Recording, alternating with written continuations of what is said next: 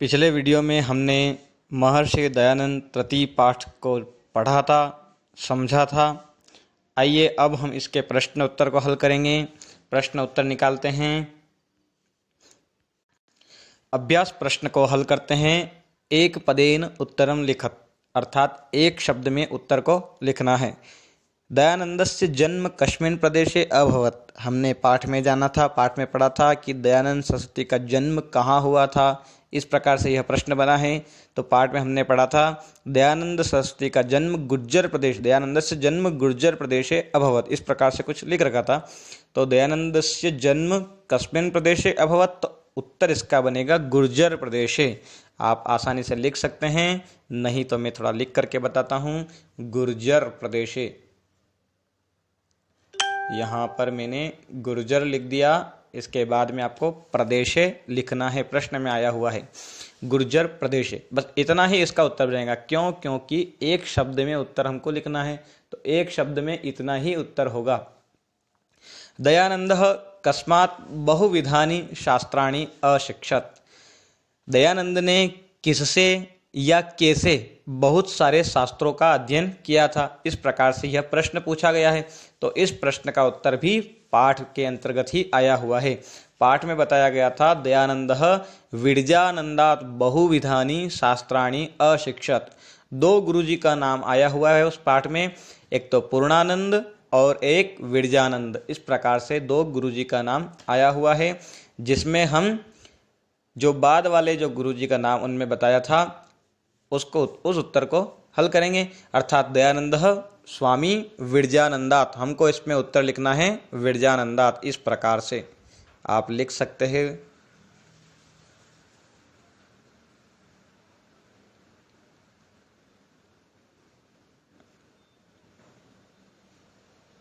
तो नीचे लिख रहा हूँ स्वामी विरजानंदात्, इस प्रकार से आपको लिखना है। स्वामी आगे आप लिख लेंगे, स्वामी विरजानंदात् बहुविधानि शास्त्राणि अशिक्षत, इस प्रकार से। महर्षि कस्य स्थापना कृतवान, महर्षि ने किसकी स्थापना की थी? महर्षि ने आर्य समाज की स्थापना की थी। यह प्रश्न जो है, यह प्रश्न सामाजिक विज्ञान में भी कई बार पूछा गया है। इसके बाद आगे चलते हैं। दयानंदः कयोः उन्नत्यै भारतीय संस्कृति प्रचारम करोत्, अर्थात दयानंद ने किसकी उन्नति के लिए भारतीय संस्कृति का प्रचार किया था। तो इस प्रश्न का उत्तर भी पाठ के अंतर्गत से ही मिल जाता है। दयानंद सरस्वती ने किसकी उन्नति के लिए भारतीय संस्कृति का प्रचार किया था? दयानंद सरस्वती जी ने देश और समाज की उन्नति के लिए भारतीय संस्कृति का प्रचार किया था। तो यहाँ हम लिख सकते हैं, एक बार मैं लिख करके बता देता हूँ आपको। देश समाजयोः, देश हम लिख लेंगे आसानी से, उसके बाद में समाज लिख लेंगे और यो इस प्रकार से लिख करके, और दो विसर्ग की बिंदियाँ आपको लगानी है, इस प्रकार से लगा दीजिएगा दो विसर्ग की बिंदियाँ। चलिए आगे बढ़ते हैं। दयानंदस्य चरितम केषां कृते अनुकरणीयमस्ति, दयानंद सरस्वती का जीवन चरित्र किसके लिए अनुकरणीय है? तो हम सभी भारतीयों के लिए दयानंद सरस्वती का जीवन चरित्र अनुकरणीय है। उनके जीवन चरित्र को हमें सीखना चाहिए। अर्थात पाठ के अंतिम छोर पर आया हुआ था, तो हम यहाँ लिख लेंगे भारतीयानाम, अर्थात सभी भारत में रहने वाले सभी लोगों के लिए भारतीया नाम, इस प्रकार से हम लिख लेंगे। पाठ में आया हुआ है, आप आसानी से लिख पाएंगे। भारतीया नाम कृते अनुकरणीयमस्ति, हमको पूरा नहीं लिखना है, सिर्फ इतना ही लिखना है। तो आगे हम एक वाक्य की ओर बढ़ते हैं। दयानंदस्य जन्म नाम किम आसीत्, दयानंद सरस्वती का जन्म नाम क्या था? इस प्रकार से प्रश्न आया हुआ है। तो इसका उत्तर बन जाएगा मूलशंकर, अर्थात हम पूरा उत्तर लिखेंगे दयानंदस्य जन्म नाम मूलशंकरः आसीत्, इस प्रकार से हम लिखेंगे। तो मैं सिर्फ किम के स्थान पर क्या लिखना है वही लिख रहा हूँ। यहाँ पर आपको लिखना है मूलशंकरः, शंकर लिखने के बाद में दो बिंदियाँ आपको विसर्ग की लगानी है, इस प्रकार से मूलशंकरः, इस प्रकार से। किम के स्थान पर लिखना है, उत्तर को पूरा लिखना है। दयानंदस्य जन्म नाम मूल शंकरः आसीत्, इस प्रकार से बनेगा। संन्यास ग्रहणांतरम महर्षि केन नामना प्रसिद्ध। दूसरा प्रश्न है, संन्यास ग्रहण करने के बाद महर्षि का नाम क्या प्रसिद्ध हुआ, इस प्रकार से पूछा गया, किस नाम से महर्षि प्रसिद्ध हुए। तो संन्यास ग्रहण करने के बाद में महर्षि दयानंद सरस्वती नाम से प्रसिद्ध हुए। तो हम यहाँ पर लिख सकते हैं, महर्षि के बाद में हमको केन के स्थान पर लिखना है दयानंद, दयानंद, इस प्रकार से महर्षि दयानंद, इस प्रकार से विसर्ग भी लगा दीजिएगा। महर्षि दयानंद नामना प्रसिद्ध, ये भी लिख सकते हैं और दयानंद सरस्वती भी लिख सकते हैं। महर्षि दयानंद नामना प्रसिद्ध या महर्षि दयानंद सरस्वती नामना प्रसिद्ध। महर्षि केशाम उद्धाराय सदैव प्रायतत, महर्षि ने किनके उद्धार के लिए हमेशा प्रयत्न किया। तो महर्षियों ने विधवा, अबला, दलित वर्ग और गवानाम अर्थात गायों के उद्धार के लिए हमेशा प्रयास किया। आइए उसको मैं लिख करके या पाठ में बता करके आपको बताता हूँ, पाठ में दिखाता हूँ आपको। हाँ, अपनी पुस्तक में जो पाठ वाला है उसमें एक चित्र लगा हुआ है। चित्र के नीचे पहली लाइन, दूसरी लाइन और तीसरी लाइन से आपको बढ़ना है आगे। अर्थात यहाँ पर महर्षि ये लिख रखा है, महर्षि विधवा बला नाम, यहाँ से हमको फिर आगे बढ़ना है। तो इस प्रकार से यहाँ पर दलित वर्गानाम ये लिख रखा है, आपको शायद दिख गया होगा। दलित वर्गाणाम गवाम च उद्धाराय सदैव प्रायतत, यहीं तक हमको लिखना है। और यह प्रश्न में भी प्रश्न से कुछ नहीं लिखना है, बस ये उत्तर पूरा हो जाएगा। महर्षि विधवा बलानाम दलित वर्गाणाम गवाम च उद्धाराय सदैव प्रायतत, बस इतना ही हमको लिखना है। प्रश्न का उत्तर भी यह पूरा हो जाएगा, प्रश्न से भी कुछ नहीं लिखना है। आइए आगे बढ़ते हैं। आगे जो प्रश्न है वह है कंफ्यूज करने वाला, अर्थात उस प्रश्न का उत्तर पाठ में 2 बार आया हुआ है। प्रश्न है दयानंद केशाम प्रचारम अकरोत्, दयानंद ने किसका प्रचार प्रसार किया था। तो इस प्रश्न का उत्तर 2 प्रकार से आया हुआ है। दयानंद सरस्वती जी ने वेदों का प्रचार किया, यह भी आया हुआ है। चिरोपेक्षित वेदानाम प्रचारम अकरोत्, इस प्रकार से आया हुआ है। और इस प्रश्न का उत्तर एक बार और आया हुआ है और वह था भारतीय संस्कृति प्रचारम अकरोत्, अर्थात भारत की संस्कृति का प्रचार प्रसार किया था। इस प्रकार से 2 बार अलग अलग प्रकार से आया हुआ है। तो आप जो भी लिखेंगे वह सभी सही होगा, लेकिन हम यहाँ जो हैं अधिकांश जो बताया जाता है या अधिकांश जो शिक्षक बताते हैं वह यह प्रश्न है चिरोपेक्षित वेदानाम, हमको यहाँ पर लिखना है दयानंद चिरोपेक्षित वेदानाम प्रचारम अकरोत्, ऐसा हमको लिखना है। और यदि आप भारतीय संस्कृति प्रचारम अकरोत् ये भी लिखेंगे तब भी यह सही ही होगा, किंतु सबसे पहले आप लिखने का प्रयास करें चिरोपेक्षित वेदानाम, मैं लिख रहा हूँ।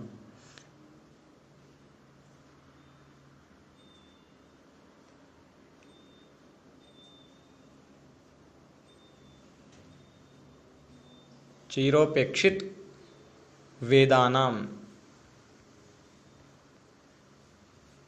आप यदि पाठ में देखेंगे तो आपको लगेगा कि हाँ यह प्रश्न जो है थोड़ा कंफ्यूज करने वाला है। चिरोपेक्षित वेदानाम प्रचारम अकरोत्, इस प्रकार से लिखेंगे। अगला जो प्रश्न है वह है दयानंद कस्य मूर्ति रासीत्, यह प्रश्न का उत्तर आसानी से हम हल कर पाएंगे यदि पाठ में ध्यान से देखेंगे तो। एक बार चलो पाठ में चलते हैं। दयानंद कस्य मूर्ति रासीत्, इस प्रश्न का उत्तर हम पाठ के अंतिम पैराग्राफ में देखेंगे। महर्षि दयानंद सत्यस्य धैर्यस्य ब्रह्मचर्यस्य च मूर्ति रासीत्, आपको दिख रहा होगा आसानी से। आइए इसको अंडरलाइन करता हूँ। यहाँ से हमको लिखना है महर्षि दयानंद सत्यस्य धैर्यस्य ब्रह्मचर्यस्य च मूर्ति रासीत्, इस प्रकार से यहाँ तक हमको लिखना है। तो प्रश्न में से कुछ भी नहीं लिखना है, यह यदि उत्तर पूरा लिखेंगे तो सही माना जाएगा। महर्षि दयानंद सत्यस्य धैर्यस्य ब्रह्मचर्यस्य च मूर्ति रासीत्, इतना पूरा आपको उत्तर लिखना होगा तभी वह मान्य होगा, अर्थात वह मान्य नहीं होगा। आइए आगे बढ़ते हैं आगे की प्रश्न की ओर। आगे का जो प्रश्न है वह है प्रदत्त शब्दे रिक्त स्थानानि पूरयत।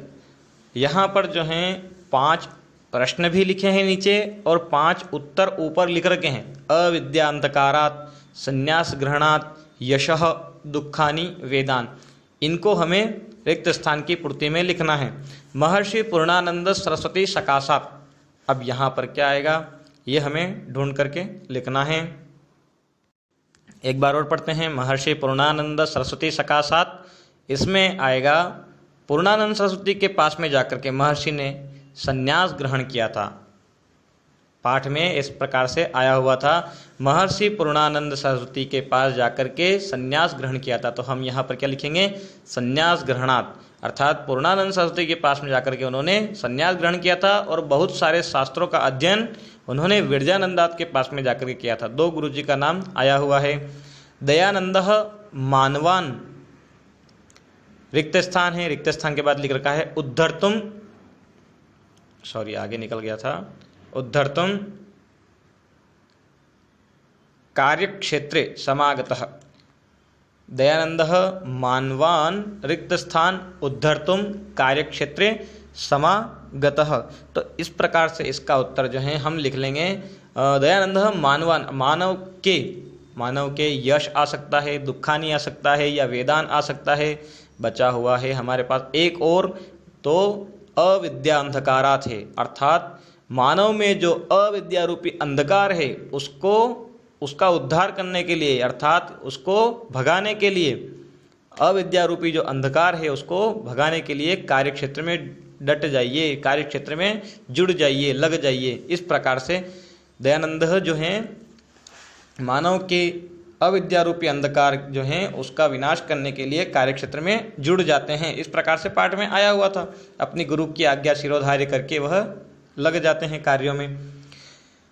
तो अविद्या अंधकारात इसमें आ जाएगा पहला वाला। जनाः रिक्त स्थान प्रत्यागच्छेयुः इति महर्षेः संदेशः, अर्थात लोग किसकी ओर लौटेंगे, लोग किसकी ओर बढ़ेंगे, प्रत्यागच्छेयुः अर्थात जाएंगे, ठीक है, फिर से जाना अर्थात लौटना, फिर से आना। लोग किसकी ओर लौटेंगे, यश की ओर, दुखानि की ओर या वेदान की ओर। तो पाठ में आया हुआ था वेदों की ओर लौटे। तो जनाः वेदान प्रत्यागच्छेयुः इति महर्षि संदेश, महर्षि का इस प्रकार से संदेश था। दयानंदः रिक्त स्थान षड्वापि कर्तव्य विमुख न जातः, अर्थात दयानंद के पास में बहुत सारे दुख आए किंतु वह अपने कर्तव्य से विमुख नहीं हुए। तो यहाँ पर हम लिख लेंगे दुखानि, इस प्रकार से लिखेंगे। और महर्षि यशः शरीरेण अमरः अस्ति, अर्थात जो बचा हुआ है अंतिम में वह हम यहाँ पर लिख लेंगे अंतिम में। आइए एक बार और इसे देखते हैं, समझते हैं। सबसे पहले जो है वह आ जाएगा संन्यास ग्रहणात, दूसरे में आएगा अविद्यांधकारात, तीसरे में जो है वह आएगा अंतिम वाला वेदान, और चौथे में आएगा दुखानि, और अंतिम में बचा हुआ है यशः, वह अंतिम में आ जाएगा। इस प्रकार से रिक्त स्थान जो है, रिक्त स्थान की पूर्ति होती है। आगे बढ़ते हैं आगे की प्रश्न की ओर। आगे का प्रश्न है यथा योग्यम योजयत। दयानंदस्य जन्म संपूर्ण देशे बिभ्राम, महर्षिणा प्रकाशिता योग पद्धतिम प्रथम स्वातंत्र्य भावनाम 1824 ईस्वीये वर्षे महर्षि पाखंडोन्मूलनाय वैदिक ज्योति दयानंदः विशेषतः अशिक्षत दयानंदेन जागृता। इस प्रकार से पाठ का जो ये सही जोड़ी है वह गलत प्रकार से दी हुई है, हमें सही करना है। इस प्रकार से हमें लिखना है। चलिए आइए हम सही जोड़ी को सही लिखते हैं। तो दयानंदस्य जन्म, दयानंद का जन्म कब हुआ था, तो यहाँ पर सन लिख रखा है। हमें कोई ज़्यादा इसमें डिटेल में जाने की आवश्यकता नहीं है, सन लिख रखा है, अर्थात पहले वाला जो है 1824। दयानंद सरस्वती का जो जन्म है वह कब हुआ था, 1824 ईस्वीये वर्षे। महर्षिणा प्रकाशिता, महर्षि ने प्रकाश, अर्थात महर्षि ने किस प्रकार की ज्योति प्रकाशित की, क्या प्रकाशमान की, क्या प्रकाश किया उन्होंने, तो महर्षि ने प्रकाशित की वैदिक ज्योति, अर्थात वेद की उन्होंने स्थापना की, अर्थात वेद को बढ़ावा दिया। तो यहाँ पर हम लिख लेंगे महर्षिणा प्रकाशिता वैदिक ज्योति। प्रथम स्वातंत्र्य भावना दयानंदेन जागृता, अर्थात दयानंद के मन में प्रथम स्वतंत्रता संग्राम, प्रथम सबसे पहले यदि स्वतंत्र की भावना जागी थी तो वह दयानंद सरस्वती के हृदय में जागृत हुई थी। इस प्रकार से इसमें लिख रखा है। पाठ के अंतर्गत तो हमें वही निशान लगाना है। महर्षि पाखंडोन्मूलनाय, अर्थात महर्षि ने पाखंड के विनाश के लिए क्या किया था, उन्होंने संपूर्ण पूरे देश का भ्रमण किया था। तो हम यहाँ पर संपूर्ण देशे बभ्राम इस प्रकार से लिख लेंगे। दयानंद विशेषतः अशिक्षत, अर्थात दयानंद ने विशेष रूप से क्या सीखा था, तो योग की पद्धति विशेष रूप से उन्होंने सीखी थी। तो हम यहाँ पर योग की पद्धति पर राइट का निशान लगा सकते हैं इस पर। चलिए आइए आगे के प्रश्न की ओर बढ़ते हैं। आगे के जो प्रश्न हैं वह हैं शुद्ध वाक्यानां समक्षम आम, अशुद्ध वाक्यानां समक्षम न इति लिखत। इस प्रकार से हमको लिखना है। आम, सही के सामने आम लिखना है और गलत के सामने न लिखना है। सही के सामने सही का निशान नहीं लगाना है, गलत के सामने गलत का निशान भी नहीं लगाना है। हमें सही के सामने आम लिखना है और गलत के सामने न लिखना है। कथम हम अमरो भवेयम इति महर्षि चिंतयामास, क्या कैसे मैं अमर हो जाऊं, ऐसी महर्षि चिंता कर रहे थे। सही है या गलत है, तो सही है। पाठ में इस प्रकार आया हुआ है कि महर्षि सोच रहे थे कि कैसे मैं अमर हो जाऊं, ऐसे वह चिंता करने लग गए और उन्होंने अपना घर त्याग दिया। तो यहाँ पर क्या लिखा जाएगा, आम। पहले वाले में जो है उसमें लिखा जाएगा आम। त्र्यशीत्युत्तराष्टादशतमे ईस्वीये वर्षे महर्षि न दिवंगतः, तो इसमें गलत दे रखा है, जबकि उसमें लिख रखा है न नहीं आया हुआ है उसमें, अर्थात त्र्यशीत्युत्तराष्टादशतमे अर्थात 1883 में उनका देहांत नहीं हुआ था, ऐसा उसमें दे रखा है, जबकि पाठ में दे रखा है 1883 में उनका देहांत हुआ था। तो यहाँ पर हम लिख देंगे न, अर्थात यह गलत है, गलत के सामने न लिखना है। महर्षि ख्याति सर्वत्र व्याप्ता अस्ति, महर्षि की ख्याति सभी दूर व्याप्त थी, अर्थात वह प्रसिद्ध हो गए थे, उनको सभी जानने लग गए थे। तो सही बात है, सभी जानने लग गए थे। तीसरे में आएगा आम, तीसरे में हम लिखेंगे आम। इसमें इस प्रकार से दयानंद सामाजिक कुप्रथानां निवारणम कृतवान, अर्थात समाज में कुछ कुप्रथा थी, उनका निवारण स्वामी दयानंद सरस्वती ने किया था। तो हाँ, किया था, करने का प्रयास जरूर किया था। तो इसमें हम जो हैं आम लिखेंगे। महर्षि सदृशा महात्मानः वंद्या न भवन्ति, फिर इसमें जो है इस प्रकार से गलत दे रखा है कि महर्षि सदृश, अर्थात महर्षि के समान महात्मा वंदनीय नहीं होता है, अर्थात महर्षि पूजनीय नहीं है। क्या महर्षि पूजनीय हैं, उन्होंने अच्छे कार्य किए हैं। तो यहाँ पर भी जो है न आ जाएगा, अर्थात यहाँ पर न आएगा, इसमें आम आ जाएगा। तो फिर से एक बार और मैं आम न की आम न का जो क्रम है वह मैं आपको बता देता हूँ।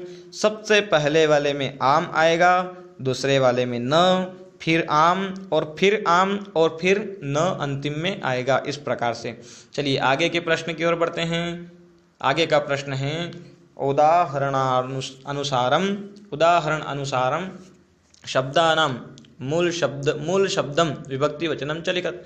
मूल शब्द लिखना है, विभक्ति लिखना है और वचन हमें लिखना है। तो सबसे पहले है महर्षि, इसमें हमें लिखना है महर्षि।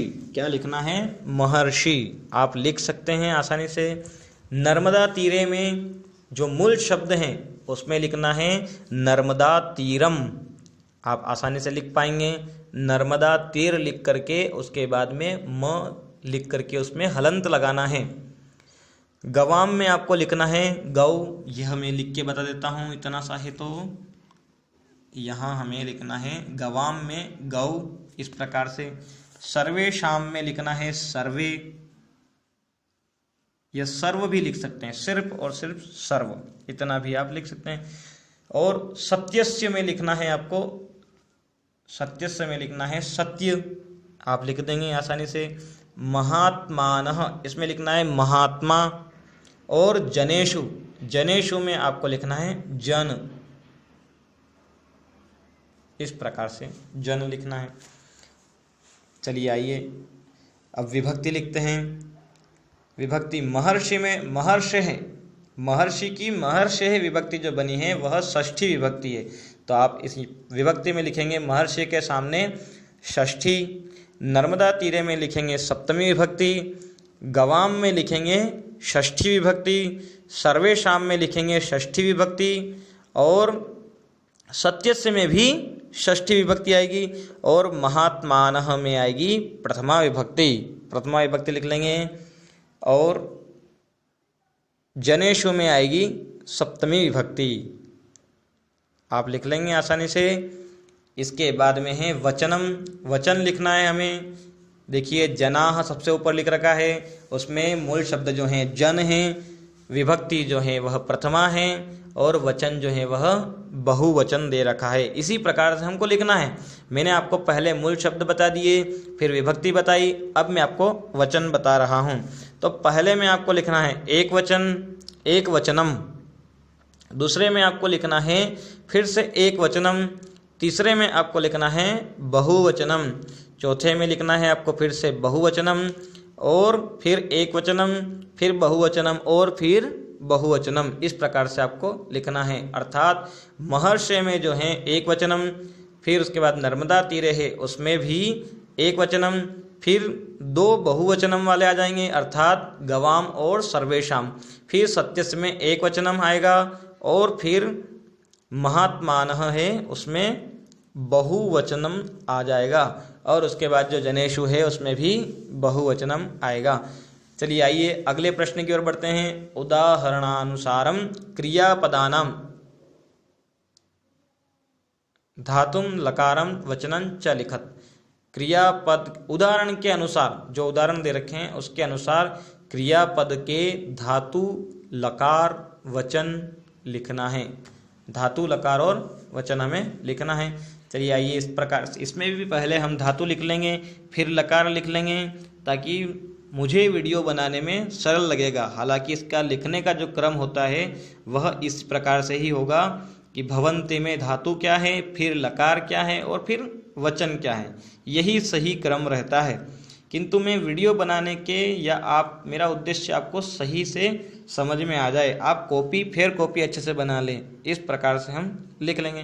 तो क्रियापद, उसके बाद धातु, धातु सबसे पहले लिख लेंगे, उसके बाद लकार, उसके बाद वचनम।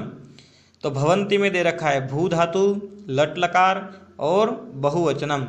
आपको पूरा लिखना है, सिर्फ लट लिख करके छोड़ नहीं देना है, लट लकार पूरा लिखना है आपको। भू धातु, आप भू लिख लीजिए कोई बात नहीं। चलिए आगे आइए। अभवत में भी भू धातु आएगी, लिख लीजिए। अकरोत में क्री धातु, मैं आपको लिख करके बता देता हूँ। भू धातु तो आप लिख लेंगे अभवत में, अकरोत में लिखेंगे क्री धातु अकरोत में। अशिक्षत में आप लिख लेंगे शिक्ष धातु, आप लिख लेंगे आसानी से, शिक्ष लिखना आपको आता है, शिक्षत। गच्छ में लिखेंगे आप गम धातु। आसित में आप लिखेंगे अस धातु, इसमें लिखेंगे, मैं यहाँ ऊपर लिख रहा हूँ अस धातु। और आगच्छेयु में भी यही रहेगी गम धातु, लेकिन आगे आप प्लस करके आ लिख दीजिएगा, अर्थात इस प्रकार से।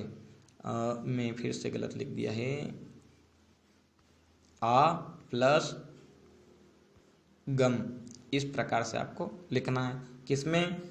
इसमें अंतिम वाले में आ गम, आ प्लस गम, इस प्रकार से हमको लिखना है। या सिर्फ और सिर्फ आप गम भी लिख सकते हैं, कोई बात नहीं। ठीक है, आगे की ओर बढ़ते हैं। लकार लिखना है हमको, तो लकार में आपको मैं एक बार और बोल देता हूँ, चलिए लिख देता हूँ। पहले वाले में जो है इस प्रकार से लिखा जाएगा, एक बिंदी पीछे आपको लगानी है और इस प्रकार से आपको लिखना है। यह पहले वाले में भी होगा और दूसरे वाले में अर्थात इसमें और इसमें यही रहेगा, और एक और है आसित, उसमें भी यही रहेगा। इस प्रकार से यह 4 जगह लिखा जाएगा। अर्थात आप लिख लेंगे आसानी से। अभवत में भी यही लकार रहेगा, इसको लंग लकार कहते हैं, और अकरोत में भी यही रहेगा, अशिक्षत में भी यही रहेगा और आसित में भी यही रहेगा। आगे की ओर बढ़ते हैं। बचा है गच्छ और आगच्छेयुः। तो गच्छ में लिख लेंगे आप लोट लकार। मैं आपको एक बार लिख करके बता देता हूँ। लोट लकार इस प्रकार से यह रहेगा गच्छ में, और आगच्छेयुः में रहेगा विधिलिंग लकार।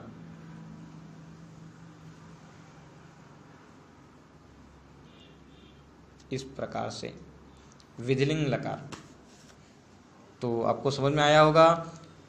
वचनम, अब वचन की ओर बढ़ते हैं। सबसे पहले वाले में एक वचन आप लिख लेंगे आसानी से, मुझे लिखने की आवश्यकता नहीं है, आपने नवम कक्षा में पढ़ा है। एक वचनम, अभवत में लिखेंगे एक वचनम, और अकरोत में भी एक वचनम आएगा। उसके बाद में फिर अशिक्षत में बहुवचनम आएगा।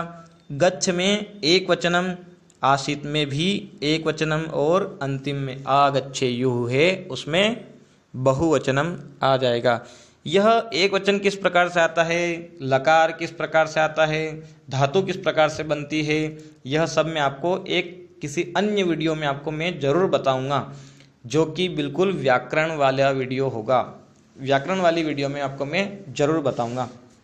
चलिए अभी आगे की ओर बढ़ते हैं, हमें फेयर कॉपी कंप्लीट करनी है।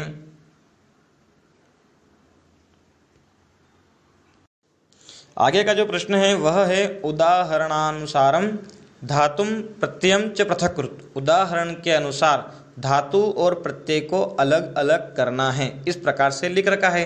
चलिए आइए इसकी धातु और प्रत्यय को हम अलग अलग लिखते हैं। कृतवान, कृतवान में हम लिखेंगे क्री धातु।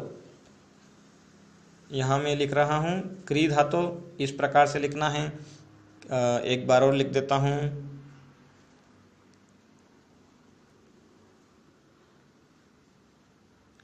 क्री धातु, और कृतवान में जो है प्रत्यय आ जाएगा वह आ जाएगा कतवतु।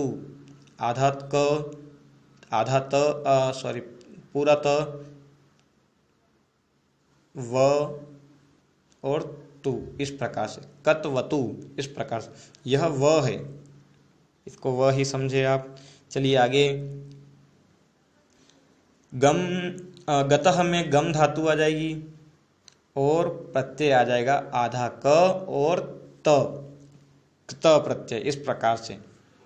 प्रणम्य में, इसमें हम लिख लेंगे, यहाँ मैं लिख दे रहा हूँ नीचे। प्रणम्य में लिखेंगे प्र धन नम। यह आएगा सिर्फ और सिर्फ किसमें, दोनों इस धातु वाले में भाग में आएंगे, ठीक है। और प्रत्यय वाले भाग में आएगा ल्यप प्रत्यय। यह केवल प्रणम्य का है। प्रधन,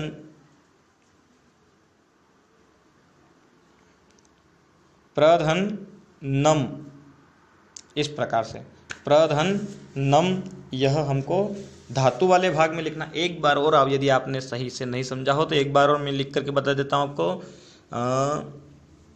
प्रणम्य में आएगा प्र प्लस नम, यह इस वाले भाग में ही आएंगे। आगे जो प्रत्यय हैं इस वाले भाग में यह लिखेंगे ल्यप, ल्यप प्रत्यय, इस प्रकार से। चलिए आइए आगे लिखते हैं उद्धर्तुम। उद्धर्तुम में आप लिखेंगे उत,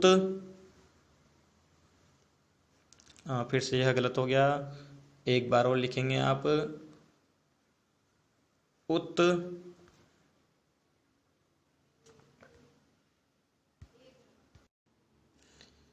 प्लस ध्री, यह भी इसी में आएगा धातु वाले बॉक्स में। अर्थात प्रत्यय इसका जो है वह हो जाएगा तुमुन प्रत्यय। आपने नवम कक्षा में पढ़ा होगा।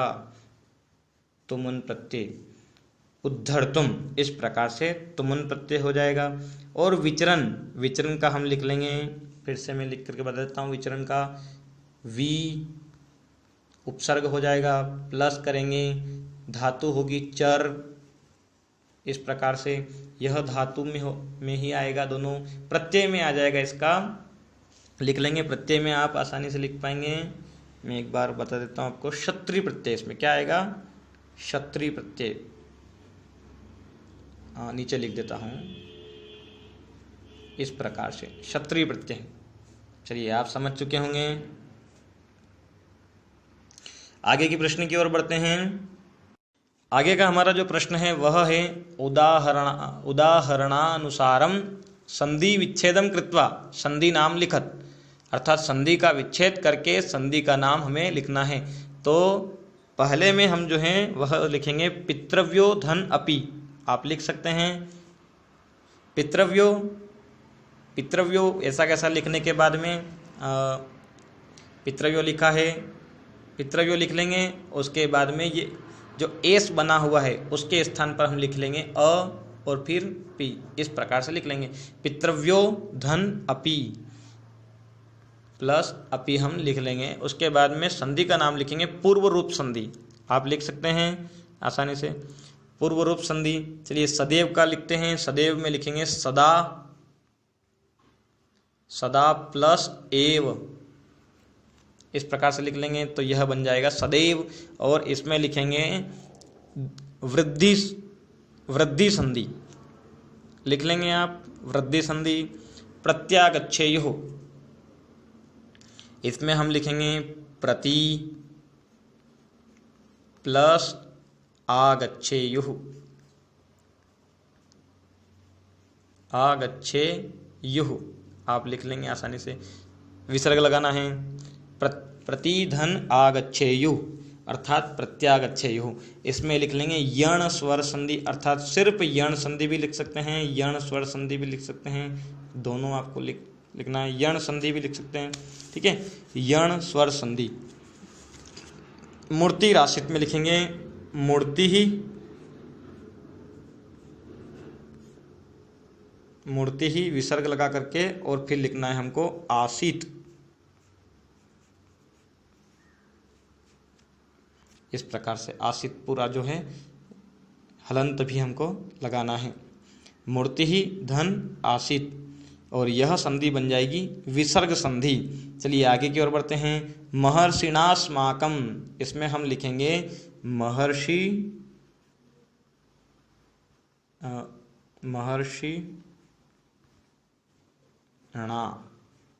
महर्षिणा और धन लगा गया, प्लस लगा करके फिर हम लिखेंगे अस्माकम।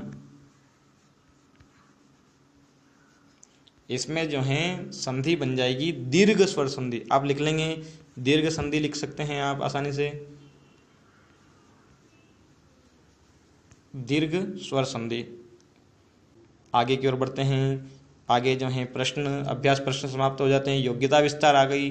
चलिए, ये वीडियो आपको अच्छा लगा होगा। धन्यवाद। लाइक कमेंट शेयर करते रहिए। यदि मेरा चैनल सब्सक्राइब नहीं किया है तो सब्सक्राइब करिए। आपको और आगे के पाठ के वीडियो भेज दिए जाएंगे।